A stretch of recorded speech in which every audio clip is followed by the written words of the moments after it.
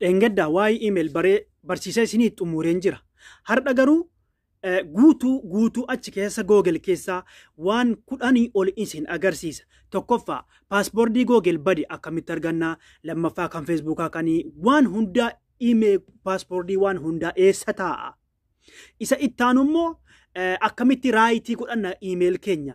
Isa ittaanu immoo akkamitti email keenya namni hatu laalla. Yoo namni hate keessaa baafna. Yaa jamaa hubadhaa. Email keessa yoo namni hate waan isin barreessitanii sarchi gootanii ilaaltanu arga. Waan isin ilaaltanu arga. Waan isin Google jalaa ilaaltanu arga. Waan isin namaa waliin haasoftanu arga. Jawaalli keessanii miti. Isiniif ifa ta'a. Isin agarsiisa. Isa ittaanu immoo Google yoo raayitii hin qabne akka agartanu sana yoo raayitii hin qabne banaa jira namni seenuu danda'a. Namni seene paaspoortii si jijjiirannaan kalas sirraa dhumattee lakkoofsa yoo qabaatte lakkoofsa sanaan banatte malee. Sanaa akkamitti goona? Yoo paaspoortiin keenya bade lakkoofsaan ni argatama lakkoofsa sanaa akkamitti irra galfanna? Isiniif ifa ta'a. Barumsi keenya yeroo kamittuu barumsa waa'ee email. Jawaalli keessan email kun Google kun yoo furmaata argate malee jawaalli keessan furmaata kan argatu ifa isiniif ta'a miti. Furmaanni takka hin jiru. Kanaafuu email keessan sirreeffattanii akkan isinitti himu kanatti ammas barnoota kanata hukaba kayoon oromota barnoota ammas barnoota kanata hukaba kayoon oromota badeo email keessan ammas warri email gara dhumaarratti email keessan isa alaa fidanii jawaala biraatti jijjiiruu hin beekne. Paaspoortiin eessa taa'a? Email kana keessaa amma isiniif haasa'uu baadhesi Google keessaa waan hedduun isin agarsiisa. Namni viidiyoo kiyya ilaale kamiyyuu deebi'anii na gaafachuu osoo hin taane dhaqee YouTube banatee nama biraa barsiisuu danda'a. Akkasitti Oromoo hunda bira ga'a. Oromoo kiyya kanaafuu har'a waa'ee email xumurasaa booda viidiyoo fi YouTube akka banattanu viidiyoo akkamitti edit gootan kan TikTok irra maxxansitanu kan story WhatsApp imo godhattanu viidiyoo akkasuma waraabdanii godhachuu osoo hin taane akkamitti akka fakkeenyaaf miidiyaa irratti argattanu gizee tokko achi kute asiin dhufaa gizee akkana kute editii akkam ajaa'ibaa barreeffama wal jalaa barreessaa deemuu afaaniin haasa'aa barreeffamaan toroggomuu waan kana guutuu isaan isin agarsiisa. Kabajamtoota hordoftoota kiyya gaafiin gama keessaa fi alaannaa dhiyaa tokkoffaa maaliif bakka hundatti hin maxxansine jettanii lammatammoo viidiyoo dheeressita jettanii tokkoffaa maaliif bakka hundatti viidiyoo hin maxxansine kan jettan TikTok silaa viidiyoo guutuu hin danda'u. Facebook irratti immoo viidiyoo daqiiqaa 3-4 nan maxxansa barumsa guutuu. Daqiiqaa 10 daqiiqaa 12 immoo akka hin maxxansineef bakka hundatti maxxansuun naaf mijatu. Ammas immoo gizeen Facebook irra maxxansee poostii garaagaraatti irra dhufa waan ta'eef naan YouTube jala qulqulluu argattu. Kanaaf gara YouTube taasisa. Yeroo kamiyyuu barumsaan ifa isiniif ta'a. Kanaaf yeroo kamiyyuu gara YouTube barumsa isiniif taasisa. Barumsi qulqulluu waa'ee email waa'ee Google namni furmaata argachuu barbaadan furmaanni kara sana malee kan waa takka hin jirre guutuu isaan isin agarsiisa YouTube kiyya jalan isinii kaa'a yeroo feetanitti dhaxxanii ilaaluu dandeessani. Dabalataan immoo warri viidiyoon keen dheerata jettanii tokkoffaa wallaalummaa kana hubadhaa. Viidiyoo dheeraa gizee argitanii akkas harkiftanii gara dhumaarra ilaaltan malee dirqama waan namni haasa'u dhaggeeffachuu hin qabdanu yoo hin feene jechuudha. Kanaafuu guutuu isaa YouTube jalan isiniif kaa'a. Dhaqaati YouTube jalatti furmaata keessan argadhaa bor ana gaafachuu osoo hin taane dabarsitanii YouTube banattanii nama biraa barsiisuu dandeessanii. Nasihaa obbolummaaf Oromummaa isinii dhaame. Salaamu alaikum warahmatullaahi wabarakaatu. Warri TikTokii profaayilii qaxxuqaa warri Facebooka linkii qabadhaa nagaatti naaf tura. Ammas barnoota kanata hukaba kayoon oromota barnoota ammas barnoota kanata hukaba kayoon oromota. Dheengaddaa asirratti wanna ifa isinii hin taane tokkotu jira. Asirratti waan isin agarsiisuun qaba. Dabalataan immoo warroonni Pilaastora irra deddeebitanii na gaafatanii email asirratti emailiin kun banamnaan pilaastorri ofumaan banam profaayiliin keessan ofumaan akka keessa seentanii waa buufachuu qofa. Fakkeenyaaf warri haaraa banattan create account kanarratti rukuttanii isii olii kanarratti banattan. Warri email qabdan immoo kunoo asirratti email isinii fidee jira bakka email isin gaafataa jira kun asirratti email yookiin immoo foonii si gaafata. Asirratti immoo ati garuu iimeelii kee galfattee iimeelii kee inni beektanii koppii fidattee galfattee maqaa keessan gisee barreessanii kaatanii warri iimeel qabdan warra iimeel gara biraatti jijjiirachuu fedhe malee warra iimeel haaraa banamuti miti. Warri haaraa banatu kunoo asitti banattani. Kireetii kana rukuttanii kunoo asirratti banattan jechuudha. Warra iimeel qabu jijjiirachuu fetan asirratti jijjiirrattani. Ifa isiniif ta'a warri iimeel jijjiirachuu fetan. Kun asumaan xumurame waa'een iimeel gara googeliin seena amma. Tayyib.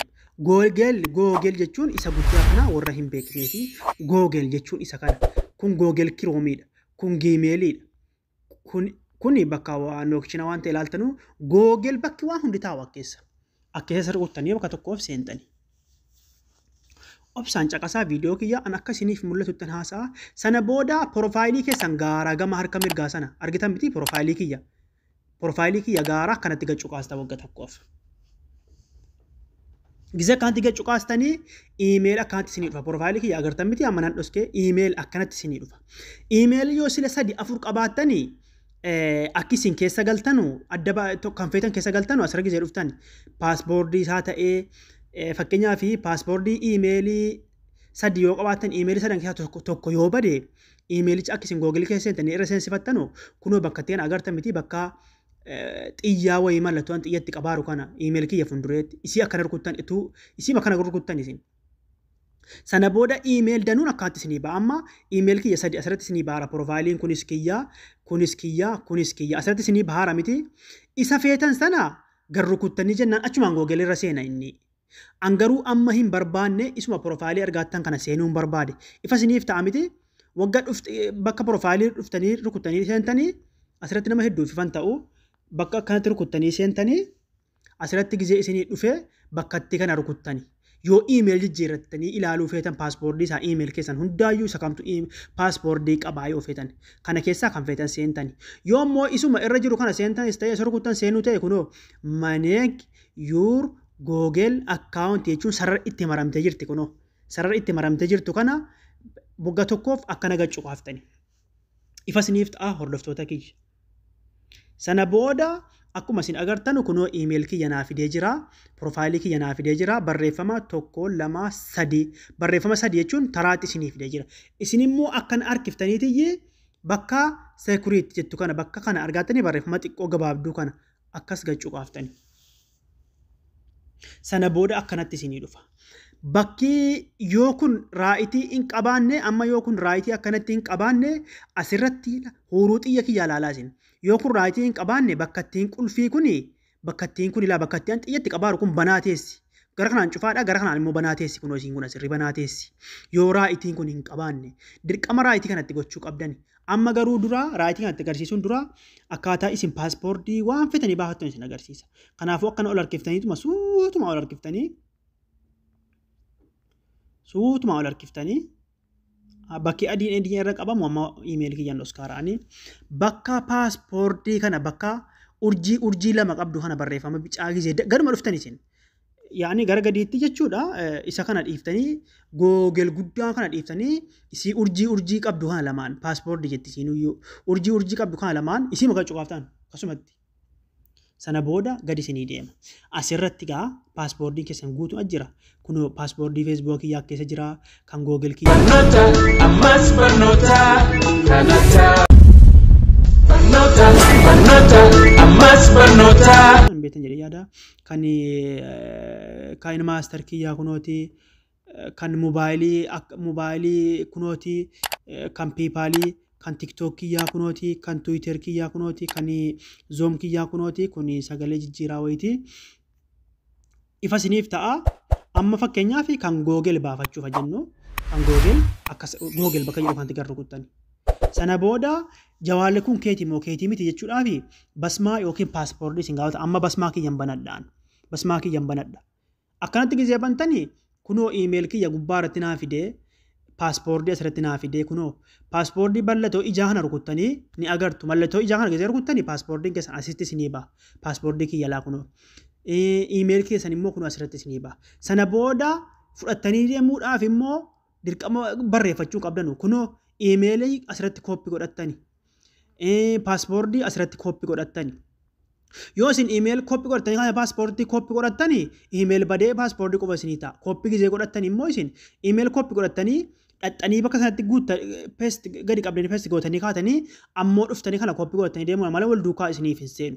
Bakka kana tuqnaan immoo bakka dileetii kana salaamu alaikum isin duraa gubatee jechuudha. Bakka dileetii kana tuxxanuu bakka ediitii kana tuxxanuu isin mallattoo ijaa harkuttanii irraa kaaftanii paaspoortii keessan laaltanii sirrii ta'uusaa kana immoo koppii godhattanii deemtanii ifa isiniif ta'a.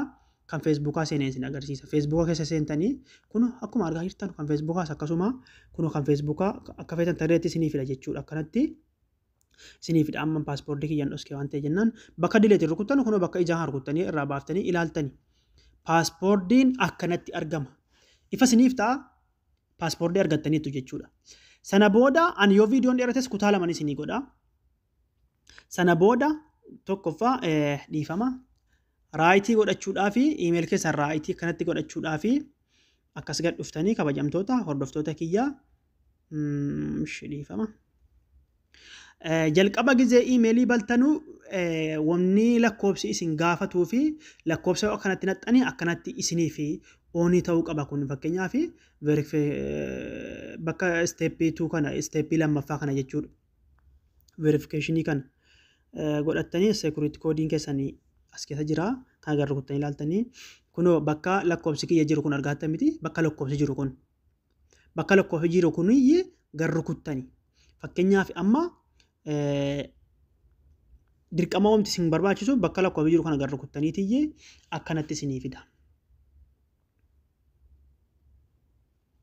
Isa sana raayitii itti godhachuuf gaala amma wanni isinii galuu qabu raayitii itti godhachuuf sana booda asirratti paaspoortii keessan itti naxxanii paaspoortii email keessanii fakkeenyaaf amma itti naqeetan dhufame qoyaa. Amma itti naqeen jiraan paaspoortii kiyya agartan miti paaspoortii kiyya itti naqeen jira neekistiin godha. Amma maali kuni raayitii akka isinii godhuuf bakka sana booda neekistii gootan bakka neekistii sana agartan miti dhiifamaa fudhachuu didee jira. Asirratti argattanii lakkoobsa kiyya. Paaspoortiin keessan gizee fudhate akkanatti rukuttanii kunoo lakkoobsa Itoophiyaatti galfadhiyan.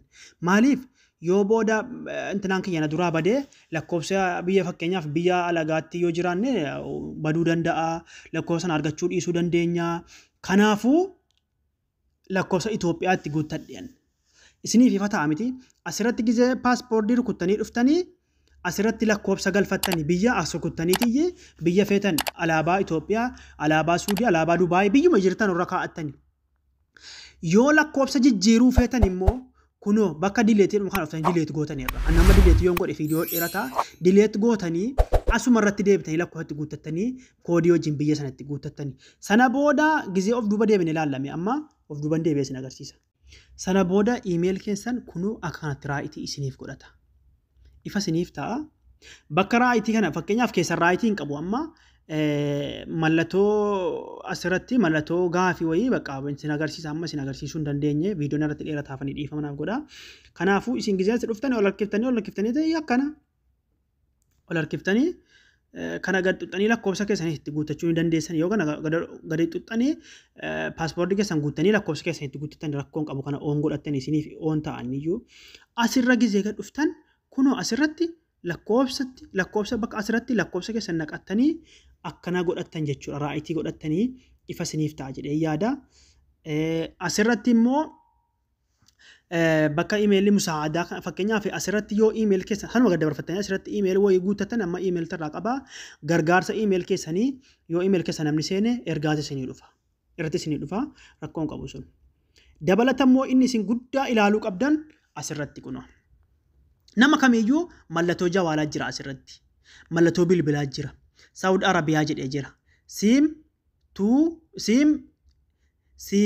Saama kun argattanii A12 qubee faa godhee jira. Maaliif jawaalli kun A12 biyyi ni jiraatu Saawud Arabiyaadha.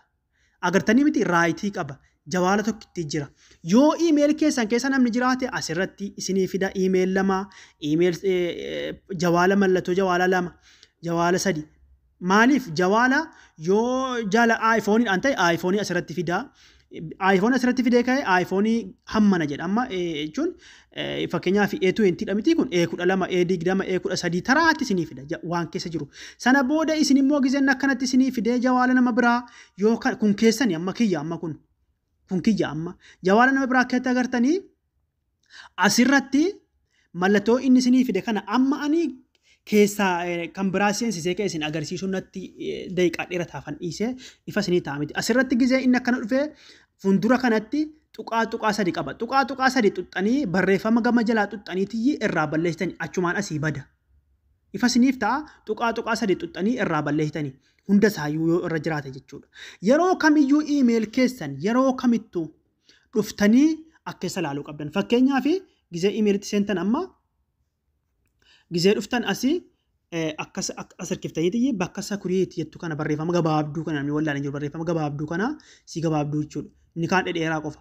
Akka nagar rukuttaniitii akkas ol harkiftanii bakka raayitii keessan kana ilaallattanii raayitiin kun wanti isin fayyadu yoo banaa ta'e fakkeenyaaf qulfii asirratti banaa qabdidha yoo kan lakkoofatti hin guuttanne ta'e asirratti banaa qabdi kun asirratti qulfittiin kun irraa ol jechuudha.